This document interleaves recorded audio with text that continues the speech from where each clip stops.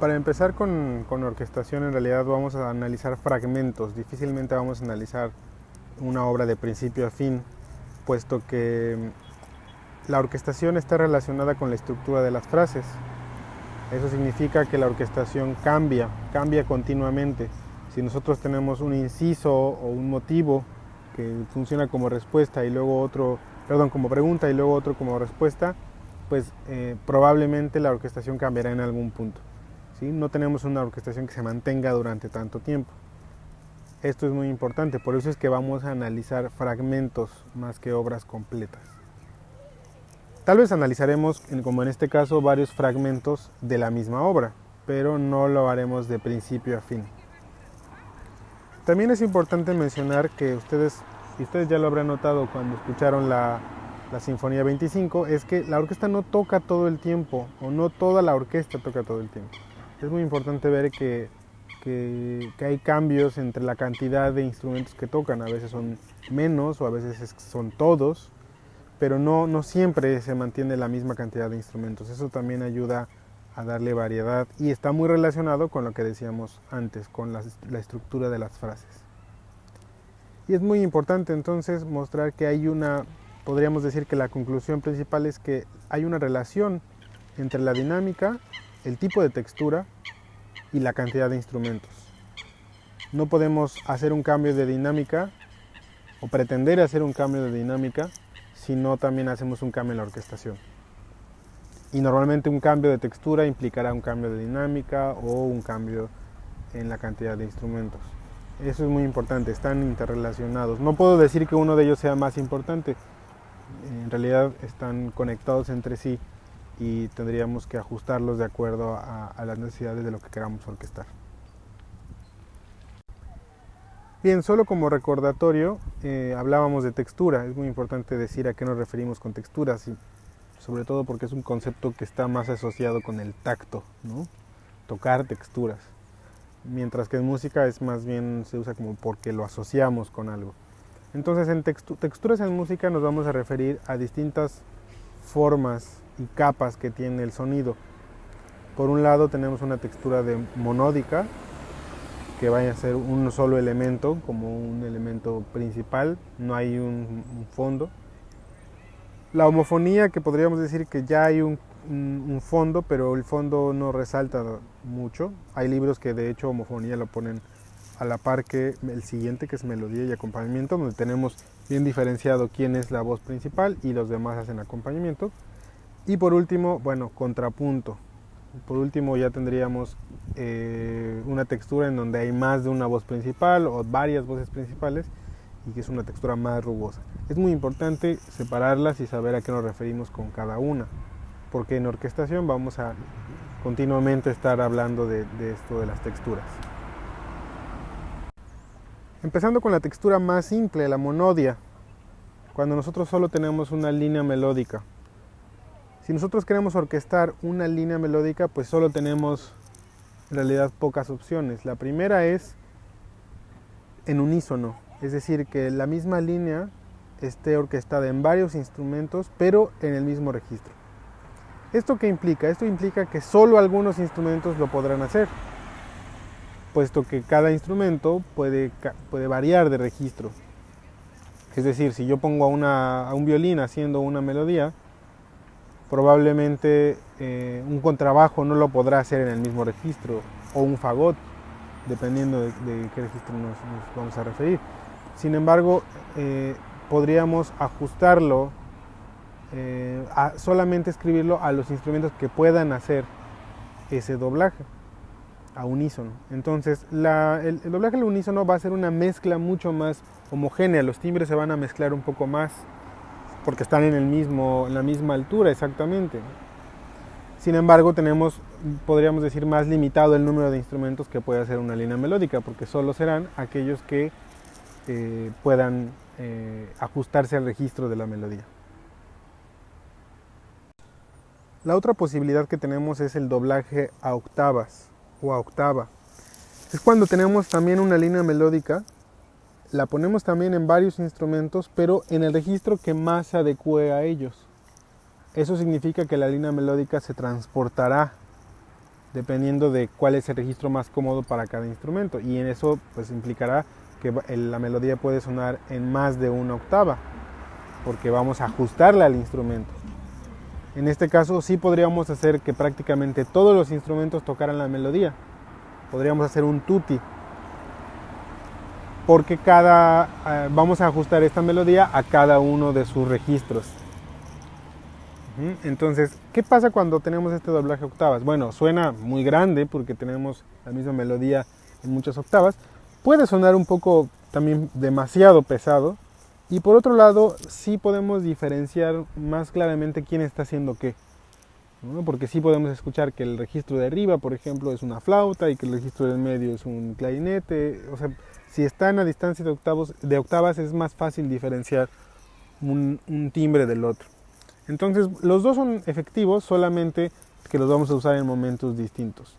El doblaje al unísono normalmente lo vamos a utilizar para querer reforzar una melodía muy claramente, y el doblaje octavas cuando le queremos dar más profundidad, cuando le queremos dar más tamaño, ¿sí? En el primer caso sería más volumen y la mezcla de instrumentos más homogénea, y a octavas sería pues más peso y más profundidad. Ya empezando con nuestro análisis de fragmento, vamos a observar los primeros compases de la sinfonía número 25. Tenemos aquí una primer melodía que suena, aquí está mostrada la del violín 1, y lo que podemos ver es que si queremos hacer un análisis de la estructura de las frases, vamos a obtener una estructura de 4 compases, de 3 motivos de 4 compases, ¿no? Tenemos los primeros 4 que tienen este ritmo con síncopa, luego 4 compases en donde la melodía va ascendiendo, y los últimos en donde termina por llegar a la nota clímax y luego desciende. Entonces vemos que la melodía, digamos, la podríamos dividir las frases, los motivos, en ideas de 4 compases. Si observamos ya el score, veremos que bueno, la orquestación de esta sinfonía no tiene más que oboes, cornos y cuerdas, no hay clarinetes, no hay flautas, es una orquesta pequeña. Hay 2 oboes y hay 4 cornos, más la sección de cuerdas. Lo que podemos ver es cómo hay un doblaje, todos hacen lo mismo en realidad. Si nosotros observamos prácticamente los primeros 12 compases, que era lo que habíamos visto de la línea melódica, en realidad lo que está haciendo Mozart aquí es una combinación entre doblajes al unísono y doblajes a la octava, también con algunas variantes. Si vemos aquí, los violines primeros y segundos están haciendo la misma melodía al unísono en los primeros 4 compases.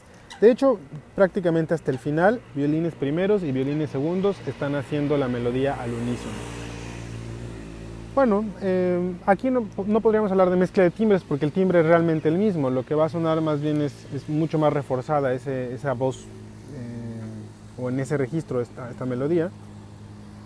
Y después vemos que la viola y violonchelo están haciendo la misma melodía una octava abajo. Entonces vean cómo está mezclado. Tenemos por un lado violines haciendo unísono, violas y chelos haciendo unísono, pero entre ellos están haciendo un doblaje a la octava.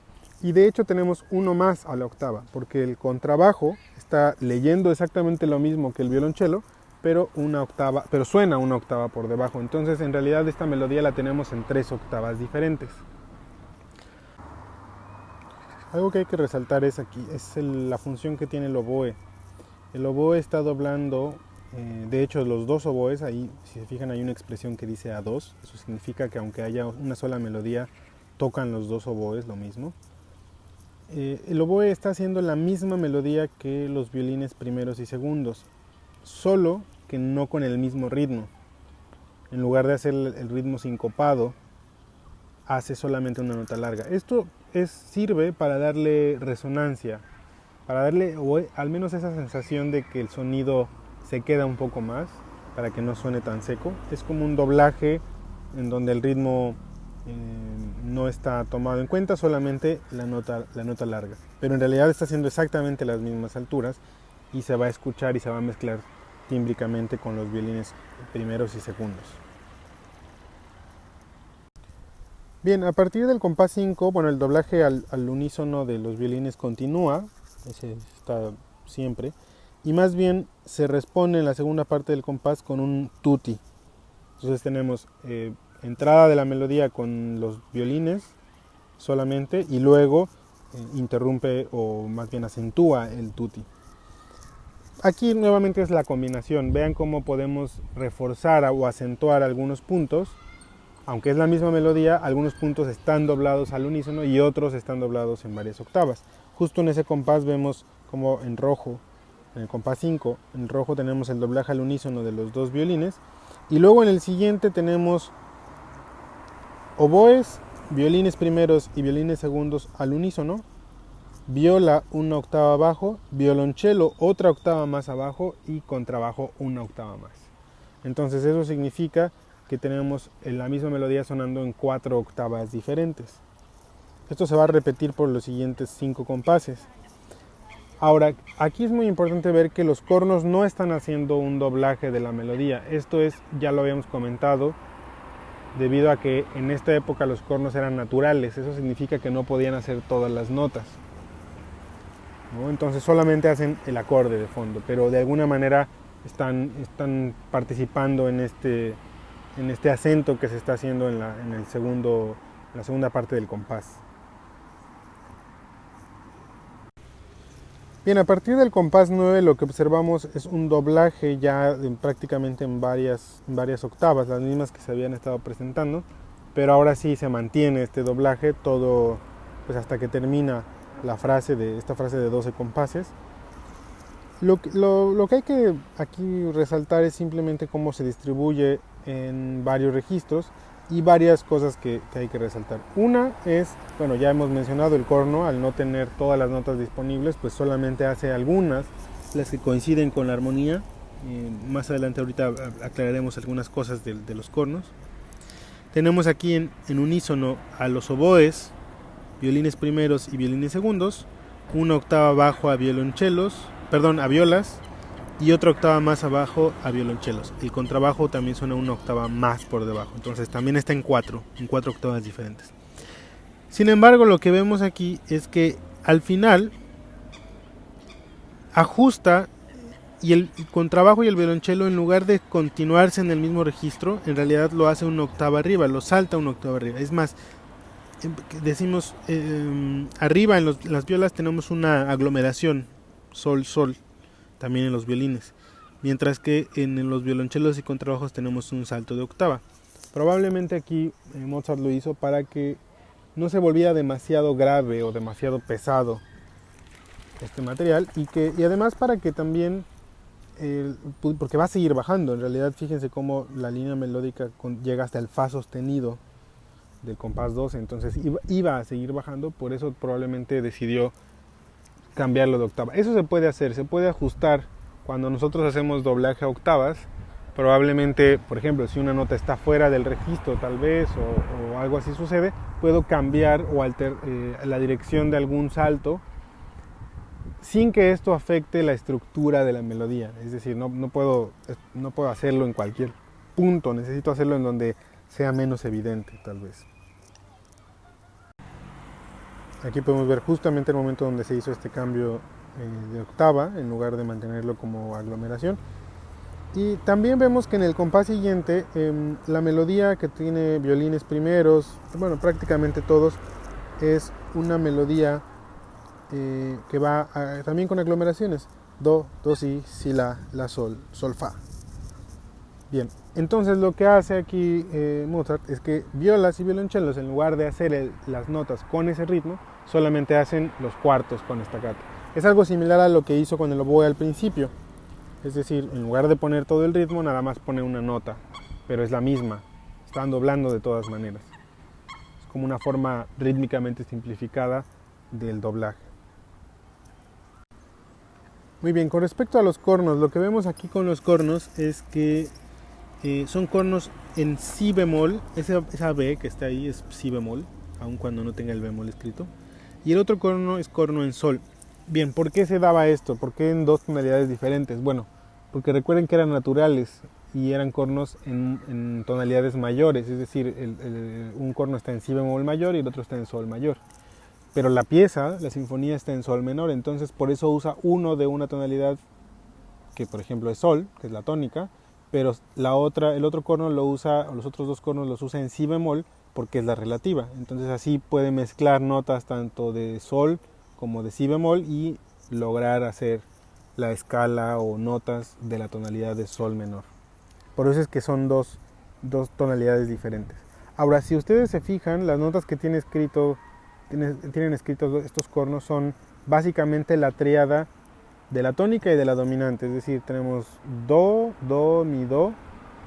Aquí hay que recordar que no es lo que suena, que son transpositores, es decir, ese primer do en el corno en sol suena un sol, y ese mi, do en el corno en si bemol suena un re y un si bemol, ¿sí? Porque también son transpositores, pero son unos en si bemol y otros en sol.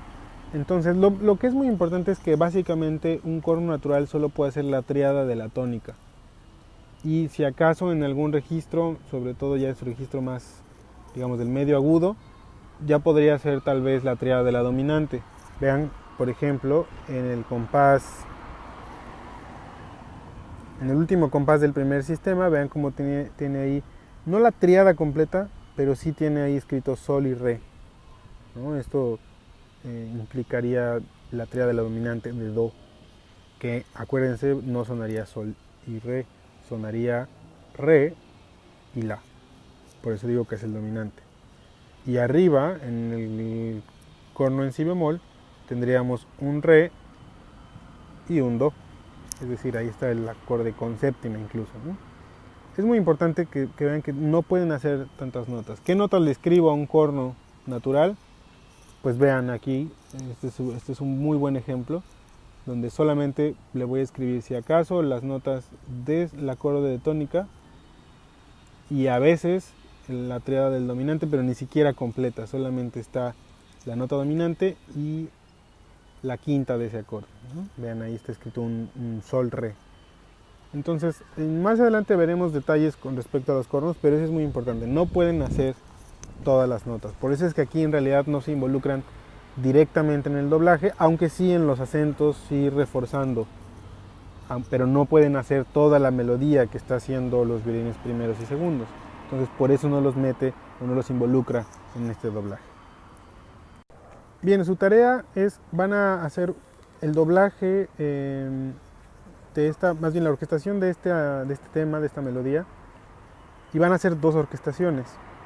Uno donde solamente va a ser doblaje al unísono, entonces eso significa que nada más van a poner esta melodía en los instrumentos que puedan hacerlo en ese registro, ¿sí? Recuerden lo de los cornos, aun cuando el registro o la trompeta, por ejemplo, pudiera, no lo pueden hacer porque eran cornos naturales y trompetas naturales.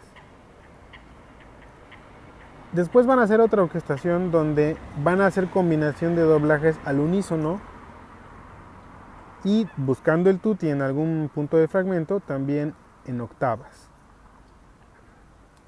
Tomen como referencia el inicio de la Sinfonía 25, que si se fijan no era todo el tiempo octavas o todo el tiempo unísono, sino por momentos había unísonos, por momentos había más octavas, etc. Entonces es muy importante ver cómo resolverían esto. Recuerden que también cuando hacemos doblaje octavas se pueden ajustar algunos ejercicios, algunos registros, porque bueno, esta línea melódica lo complicado es que tiene un registro muy amplio, entonces a lo mejor algunas notas podrían cambiarse de octava, si ustedes así lo consideran. Pero digamos que la melodía debe de sonar al menos en este registro y ustedes ya seleccionarán cuándo tendrá que sonar en más octavas o en menos octavas. Tomen, repito, como referencia el inicio de la Sinfonía 25 que acabamos de ver. Van a hacer ambos ejercicios con la misma dotación que la Sinfonía 25. La única diferencia es que van a utilizar solamente los cornos en si bemol, entonces su dotación va a quedar 2 oboes, 2 cornos en si bemol y las cuerdas. Eso sería su tarea siguiente. Me la van a entregar en Sibelius, por favor, antes de la siguiente clase, un día antes de la siguiente clase.